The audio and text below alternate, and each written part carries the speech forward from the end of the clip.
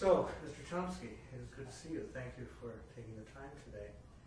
And I see you've already had an acquaintance with John Rumbiak. Yes. And can you tell us about that? Well, in the context of involvement in the West Papua Liberation Movement, we've had contacts occasionally.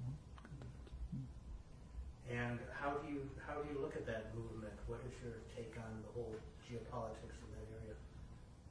Well, the suppression of West Papuan independence and the atrocities carried out. We happen to be right now at the 15th anniversary of one of the massacres. And the support for it, the robbery of resources, the support for it by Australia, Western powers, a major scandal. Now, 60 years. So this goes back to the whole Cold War? Didn't have much to do with the Cold War. I mean, the Cold War is always a pretext for everything that happened, but it would have been pretty much the same if Russia didn't exist. There was a general opposition to the independence movements, third world independence movements, very general. Actually, it was kind of tacitly, it was kind of interesting to look when the Cold War ended. At that point, there was a wonderful opportunity to find out what the Cold War was about. And it's quite interesting that not only the media, but even scholarship don't look at it. So take 1989, Berlin Wall falls. The end of the Soviet Union is imminent. Of course, the U.S. reacted to that. This was the first Bush administration. And it's all public. They reacted by a new national security strategy and a new budget, taking account of the new situation, no Russians. It was quite interesting. It's very revealing to look at. So the new strategy basically said everything's going to go on the way it was, but with new pretexts. No Russians around anymore. So we have to have a huge military system, not to defend ourselves from the Russians, because they're not there, but because of, literally, the technological sophistication of third world countries. And if you're a well-educated intellectual, you don't laugh at that point. Although if you've kind of broken out of ideological controls, you collapse in laughter. So we need this huge system because of the technological sophistication of the third world. We have to maintain what they called the defense industrial base. Anyone who knows anything about economic history knows that that's a euphemism. It refers to high-tech industry, which is heavily based on state subsidy and state support. The computers, internet, IT revolution, commercial aircraft, a huge state system. We're supposed to believe we have a market economy with entrepreneurial initiative and consumer choice and so on, but the reality is rather different. This place where you're sitting right now, MIT, is a good illustration of it. It was right at the core of the creation of the modern advanced economy through largely state subsidy. So we have to maintain that. But the most interesting part was intervention forces. We have to maintain large intervention forces aimed at the Middle East, just as before. Why? Not because the Russians are there. They had an interesting comment. They said the Middle East, where the serious problems we faced could not have been laid at the Kremlin's door.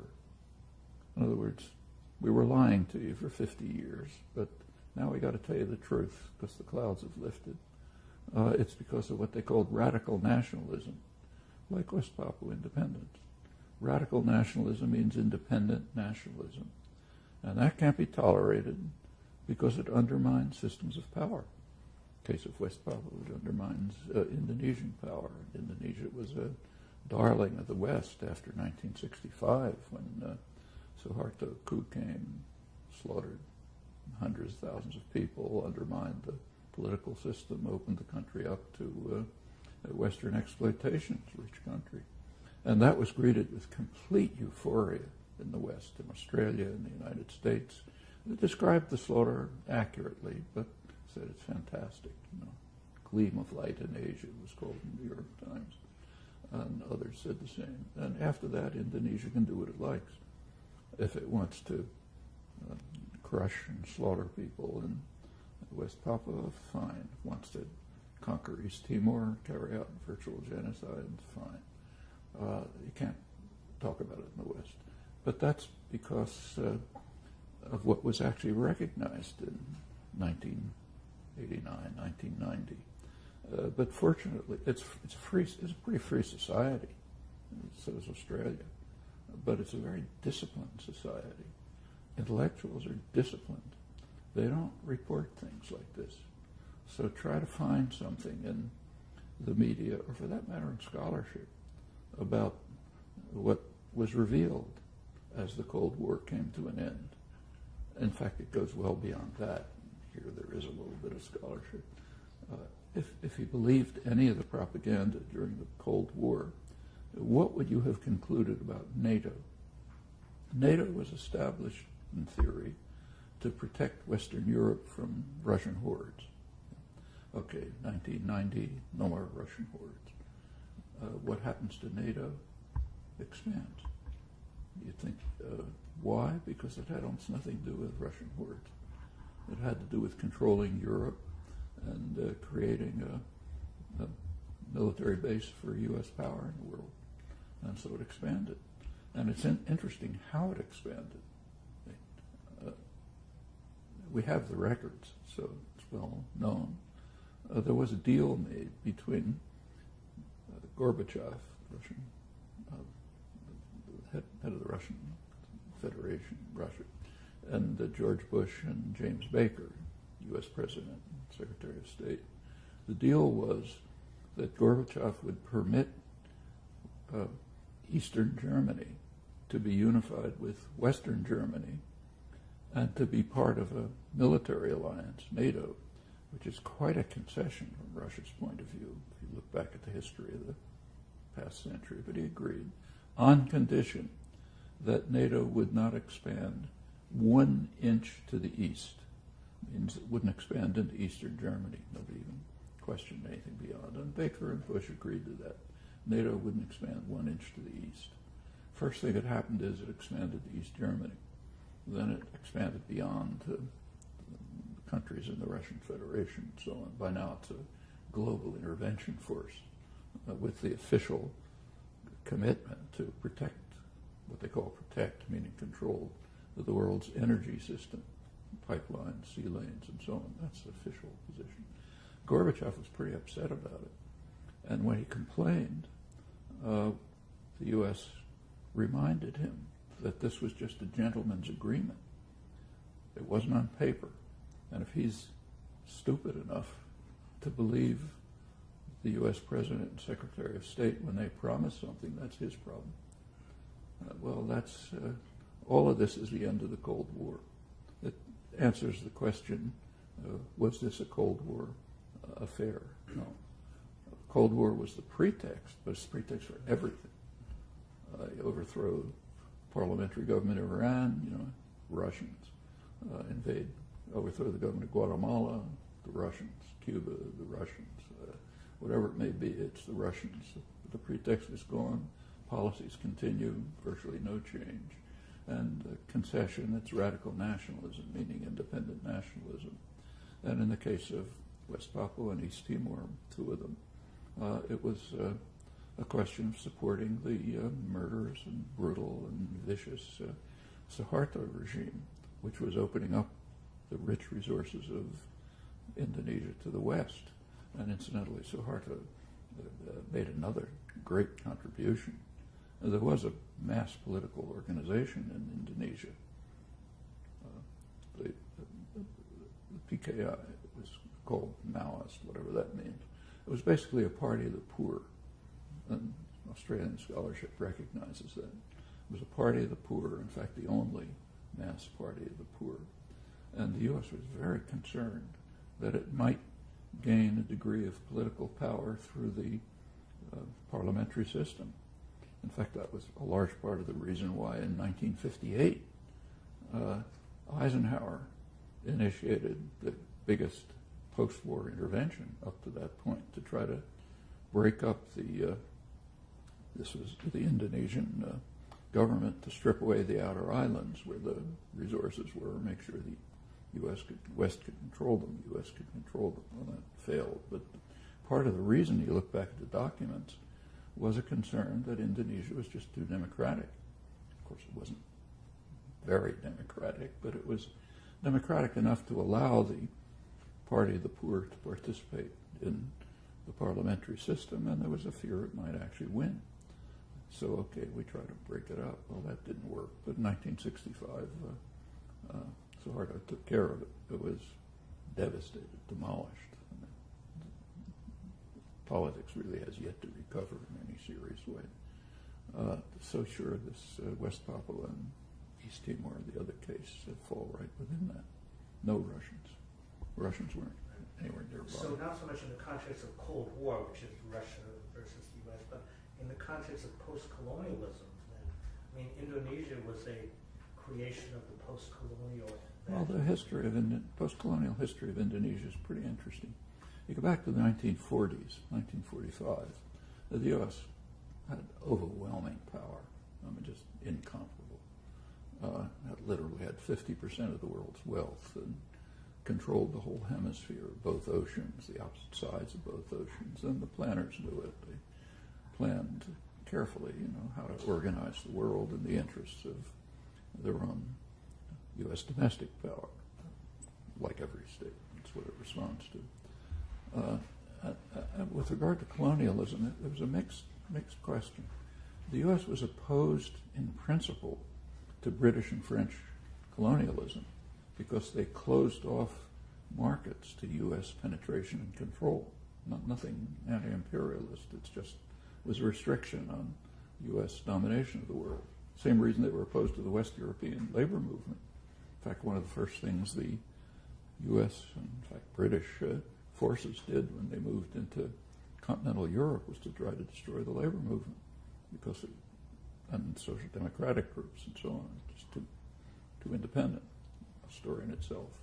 But they were opposed to colonialism for similar reasons. On the other hand, they were also opposed to third world independence. So there's a kind of a mixed story. Take, say, Southeast Asia.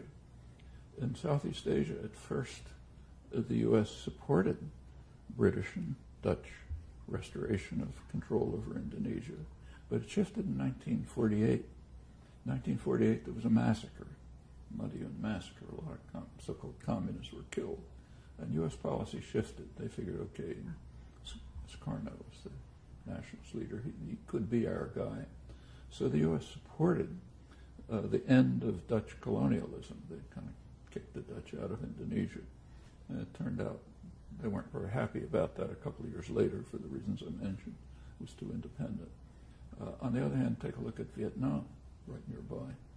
At first, the U.S. was ambivalent, didn't know didn't like French colonialism, but it didn't want independence either. By about 1950, they had decided they're going to support French colonialism and go on from there to the Indochina Wars. In fact, Indonesia was a large part of the reason for the Indochina Wars. The U.S. didn't really care that much about Indochina. It's not that significant. But they were concerned about the demonstration effect. It's what Henry Kissinger later called a virus that can spread contagion. If you have independent development in some place, maybe a small place, others nearby will say, well, why not us? And pretty soon you get contagion. That's a major theme of the post-colonial period. You've got to stop contagion from spreading from viruses. And by 1950, they were concerned that Indochina under Ho Chi Minh might be a virus. And they were afraid the virus would spread to Thailand and Burma and Indonesia. And Indonesia is really important because there are rich resources. And they were even concerned that might lead Japan to what they called accommodate to an independent Southeast Asia as its technological center. And that would, in effect, restore Japan's new order in Asia. The U.S. had fought the Pacific War to block that. They weren't ready to lose the Pacific War in 1950. So they went into Indochina with all the horrors, And in 1965, they got what they wanted. Indonesia was under control. In fact, it's quite interesting that McGeorge Bundy, who was the national security advisor for Kennedy and Johnson, and a historian, serious guy, in retrospect, he said that they would have been wise to end the Vietnam War in 1965. The reason was South Vietnam had been probably demolished. Vietnam was not going to be a virus, wasn't going to be a model for anyone. And Indonesia was secured by Suharto, by the mass slaughters. So there was no real point going on with the Vietnam War at that point. Well, by then there was enough momentum, so it was pretty hard to pull out, and they went on for another 10 years. But that's the reasoning. And Indonesia was very much at the heart of it. So when Indonesia carried out mass atrocities internally or conquests externally with even worse atrocities, that's fine. So you get Western support for it. No Cold War, no Russians, just post-colonialism, making sure that you don't get viruses around the world. Same reason why the parliamentary regime in Iran was overthrown in 1953. Pretext, Russians. Reality, they might lose control. We know. Have plenty of evidence for that. Actually, not total evidence, because the U.S. government refuses to release documents, crucial documents from that period, even though it's 1953. But there's enough around, so serious scholarship knows. The same with Guatemala a year later. Got to block it. Same with Cuba. Same with Indonesia in 1958. On case after case, I won't run through them, but that's the leading theme. Actually, Kissinger's virus contagion rhetoric was about Chile under Allende. He said the Allende regime could be a virus that would spread contagion. The contagion is the recognition that you can achieve progress through parliamentary means, social reform and so on. He said that might extend as far as southern Europe. He didn't think that the Chilean forces were going to land in Madrid. He was afraid of the contagion effect. Incidentally, he agreed with Brezhnev on this. The Russians didn't like it either. They wanted control for their own reasons. But these are dominant themes of. It's probably the major theme of post-war history, and it goes way back in the history of colonialism. It's a standard, and it's sensible. I mean, when it's presented to the public, it's called the domino theory. The domino theory says, if Ho Chi Minh wins in Indochina, he's going to get in a canoe and come over and rape your grandmother or something. So we got to stop him there. But and that's just for public, for the public. But the real domino theory is perfectly sensible, and that's why the virus theory, and that's why it keeps being replayed over and over right now. In fact.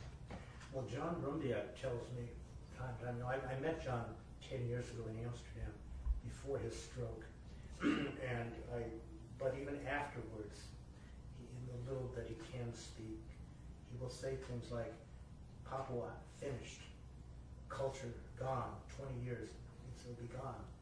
Now, is that happening? What? Well, and what is the response of the let moral world order to something like this?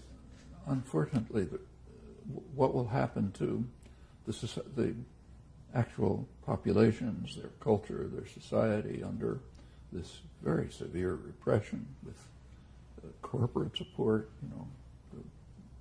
mining, Western support, and so on, the prospects aren't very bright, but you really can't tell. Take, say, East Timor, close analog. What happened there? What happened by the late 70s, it was virtual genocide. They maybe killed a quarter of the population. It looked totally hopeless. I mean, the number of, you could count, you could fit into this room the number of activists who were working on it. I can name them for you, practically, in Australia and here. It just looked hopeless. Well, it took a long time Finally, in 1999, there was another outburst of Indonesian violence and repression. They practically destroyed the capital city, drove a couple 100,000 people into the hills. The U.S. continued to support them, continued. The National Security Advisor for Clinton, Sandy Berger, said, it's not our affair if people carry out massacres and slaughter. We can't do anything about it. We got to continue to support Indonesia. U.S. Military forces were carrying out joint operations with the Indonesian army after all of this happened. Finally, in September 11th, Clinton was at an international conference. There was a lot of international protest at that time. There was also rising domestic protest. Partly it was the activist movements that had been working for decades. Partly it was far-right Catholic groups. East Timor was Catholic. Indonesia's Muslim, so that was a complicated story. Can't go into the details. It was possible to get influential far-right Catholic groups to put pressure on the government. All of these factors combined, Clinton informed the Indonesian generals the game is over. A couple of sentences. Next day they withdrew. Could have happened for 25 years. After they withdrew, a UN peacekeeping force, Australian-led peacekeeping force, entered, which was a good thing. You take a look at how that's handled in history. That's handled as a great case of humanitarian intervention. What it really was an extraordinary scandal. 25 years, the U.S. continued to support the crimes, atrocities, and virtual genocide. It could have stopped it in 1 minute. You don't have to invade anyone. You don't need sanctions. You don't need threats. Just stop supporting it, and it's over. That's what the record shows. And that's called humanitarian intervention. It's a pretty striking story about intellectual culture. But let's turn to West Papua. Could be the same. And in fact, the chances of recovery of a culture are... let me give you one example from right here. In this area here, when the British colonists came, one of the biggest tribes, major languages, was the Wampanoag. About 100 years ago, they were gone. There's some remnants around. The language was gone. Now, there's the first native speaker of Wampanoag in 100 years. It was a 6-year-old girl. What happened is that great linguist here, Ken Hale, died recently. One of the people who created Australian or Aboriginal linguistics and worked on land rights and things. But he and a young woman from the tribe, Jenny Littledoe, were able to reconstruct the language, which hadn't been spoken for 100 years. She taught her daughter. She had a baby, and the baby grew up speaking Wampanoag, first native speaker in 100 years. To revitalize the tribe. They're still around, to revitalize the tribe. But that's looked like total destruction. Can't get worse than that. But it's reviving. And there are cases that are not that bad that are reviving. Well, there are several hundred languages in West Papua. Yeah. That every little village, every little tribe has its own language, and these are all being wiped out. But that's true of most of the world. Migration from the Indonesians. That's true. So from a linguistic point of view... But that's true. If you go to, say, California, there are probably 1,000 languages there. Almost all gone. But it's true in Europe, too. Take, say, Italy. There are plenty of people in Italy who can't talk to their grandmothers because they talk the language which is being destroyed. It's one of the things that happens with so-called increase of civilization. But it doesn't have to happen. There's revival, too. This case that I mentioned is the most extreme that I know of, but it's not the only one. Take, say, Basque. Basque was spoken, it was banned under the fascist regime. And it was spoken by people's grandmothers up in the hills. It's now the national language. Take Wales. You walk around the streets of Cardiff, listen to children coming out of school. They're talking Welsh. It's revived. There's lots of possibilities. Not what we'd like it to be, maybe, but. Getting back to something you said a moment ago about the right-wing Catholic groups that were these in the United States? It wasn't so much groups, it was individuals. I don't want to mention names, but it was actually right-wing, powerful right-wing Catholics who were influential in the Republican Party. Some of them had been high up in the Reagan administration. And they got mobilized, mainly on religious grounds, because, Bishop Bellow had won the Nobel Prize. They got mobilized on the grounds that a Muslim country was destroying it. So is this why there's no moral outrage in the United States about what's happening in West There's Papua? no knowledge of what it. Well, it's off everyone's radar screens to begin with. Americans are... Try to go to the Harvard Faculty Club and see if you can find anybody who knows anything about it, let alone the streets. You can't oppose things unless you know something about them. You can't know something about it if it's pressed. But in the last 10 years, since 9/11, we've had this increasingly militaristic surveillance culture in America. And do you think this is a reason why places like West Papua now are twisting in the wind? Because no, they were twisting in. Yes, there is a surveillance culture. Actually, always has been. It's now expanded enormously under Obama. It's going through the roof. But take a look what happened before 9/11. Did anybody ever hear of West Papua? No. Did anybody hear of East Timor? No. Actually, it was real work to try to get anything noticed about it. So does this have something to do with Americans, Eurocentrism? No. Has to we do with responded to the British being bombarded in the Blitz. We responded to Little Belgium in World War I, but we don't respond to places that are not because we cared about Britain and we cared about Belgium. On the other hand, we don't care about East Timor. We care about Suharto's Indonesia. And it's not the United States. Australia's the same. Britain's the same. I mean, by now, the British are just barely beginning to look seriously at some of the crimes of empire. There was an interesting article in the Times Literary Supplement, a pretty conservative journal. There was an article there about a year ago by an eminent historian of empire, Bernard Porter, in which he was reviewing 2 books about the early history of the British in India. And he said, well, if we look honestly at this, we're going to list the British leaders among the great genocidaires, the great genocidists of the 20th century. That's today, centuries later. Same here, same. Australia's quite interesting, very interesting, with East Timor. Probably know the history, but during the Second World War, Japan was moving south, a powerful military force. They were threatening Australia. It looked as if they might invade Australia.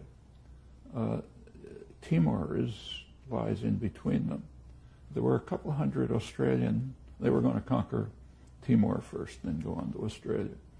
There were a couple hundred Australian commandos, that's just a scattering of them on the island, to try to block this powerful Japanese force. Couldn't have done it. They had a lot of support from the Timorese. Estimated about 60,000 Timorese died, helping protect a couple hundred Australian commandos and it did save Australia from probable invasion. Well, there are people in Australia who know something about that. Their uncle told them a story, or their grandfather told them a story. And that's part of the reason why there was a degree of opposition to Australian support for the horrendous. Australia had the worst record anywhere on the Indonesian conquest of East Timor. And there were people who remembered it. I mean,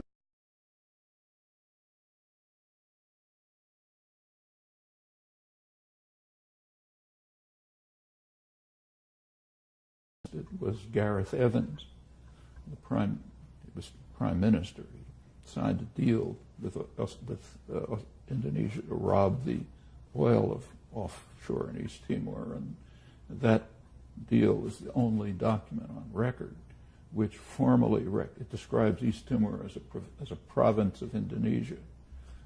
Gareth Evans is interesting because in the West he's regarded as the hero of responsibility to protect. He's actually one of the worst violators of this principle. But that's what's called good indoctrination. In fact, there's a picture that circulates in Australia among activists of showing Gareth Evans and his Indonesian counterpart, Ali Alatas, kind of high-fiving and drinking and celebrating the treaty to let Australia steal the resources of East Timor, the province of Indonesia. Actually, there's enough activism in Australia so that Evans was asked about this. He had an answer. His answer was, the world is littered with cases of acquisition by force, so it really doesn't matter. This is the guy who's the hero of responsibility to protect. We have to invade other countries because somebody bad is doing something. It takes a really corrupt intellectual culture for this to survive, but that's ours. And it's not just the United States, it's Australia, it's Britain, France. Take, say, France and Haiti. France practically destroyed Haiti. Haiti was the richest, certainly France's richest colony, maybe one of the richest in the world. Maybe 20% of France's wealth comes from destruction of Haiti. When the French were finally kicked out in 1804, they imposed very harsh sanctions, including an indemnity. The Haitians had to pay France for the crime of liberating themselves. It was a very harsh indemnity, which in fact strangled Haiti for 150 years. A couple of years ago, the Haitian government, a brief period in which they were independent, very brief, approached France to suggest politely that France compensate them somewhat for this. French government considered it and rejected it with anger. How dare you even ask us? The person in charge of that committee, incidentally, was Regis Debray, the famous as anti-imperial activist. The United States is not alone. This is, as far as I know, universal. Yeah, she's saying actually we've gone over our time. Okay, yes, we've gone over our time. Do you just want to conclude? You have one more question? Yeah, one question I have is about John Rumbiak, and he belongs to a small group of activists in West Papua. And would you like to say something about John Rumbiak and this fellow? Well, he belongs to a noble tradition. John Rumbiak belongs to a noble tradition of people who have resisted oppression, violence, atrocities. Many of them suffered severely. Some of them, years later, are honored. Take, say, Nelson Mandela, who's probably on his deathbed. He was in prison for 27 years, torture, brutality. In 1988, the Reagan administration designated him as one of the more notorious terrorists in the world. He just got off the U.S. terrorist list a couple of years ago, Nelson Mandela. Now he's recognized as a hero, if not a saint. Sometimes it happens. And my last question is, can West Papua learn from East? Is East Timor a model of hope? Is East Timor a model of hope? I mean, the country was practically destroyed. Maybe a couple 100,000 people killed out of a population of 600,000-700,000. The place devastated. But finally, it did succeed in liberating itself. It's got plenty of problems since, plenty of problems, internal and others. But it's pretty astonishing. And yes, it's a model of hope. It's not the only one. Take, say, Nelson Mandela. If you go back to late 1980s, the cause of anti-apartheid looked really hopeless. I mean, the South African military was overwhelmingly powerful. They'd pretty much crushed resistance within. They'd killed maybe 1.5 million people in surrounding countries, just supporting, the terrorist groups. U.S. was backing them. Britain was backing them. It was overcome. Things happen. Right. Thank you. Is there anything else, just final thing that you'd like to say about John or about West Papua? That I think the West Papuan resistance stands with other cases of resistance to massive terror and oppression as a symbol of the kind of an inspiring symbol of what humans can accomplish. And it may yet succeed if the West is willing to face up to its own responsibilities and actions. It can succeed. Thank you so much. Just like the Irish, I hope. Yeah. Thank you. Irish waited 100 years. Yeah. Just get one picture before. Okay, we're thank you. One picture. One picture. Come on. Good, come on over. All right, come on, John. You're a camera friend? Yours, this one. Yeah, okay. All right. Oh. Yeah, we're going to take this out. All right. Yeah, let me pull it out. Oh, Yes, you can. good. So are you one of those tough Irish kids? I don't know. Oh, I am. Yeah. You're surrounded by Right. us today. Okay. We got Right. he's a little leprechaun, so he's not No, going we to won't even go there. Here, John, come on over. Come on, John. You don't want to be in it? No. Okay, you know what I'm going to Yeah, have? I Over mean- here, not in the window. Yeah. All right, so everybody this way a little bit so we're not with the, Which way? with the window, yeah. Yeah, Because the window will make it Oh, I'm a going to silhouette. give this to. All right. All right, so far I can see 4 people. Oh, yeah. Which 4? Us 4 on the end here? These 4. Okay. Okay, yeah, let me move you back just a little bit. Or move down, over. move it. We'll move in a little bit. Okay. Well, come from the picture. Why don't you get up front? Yes. There we go. Meanwhile, you guys get to hug each other for a while.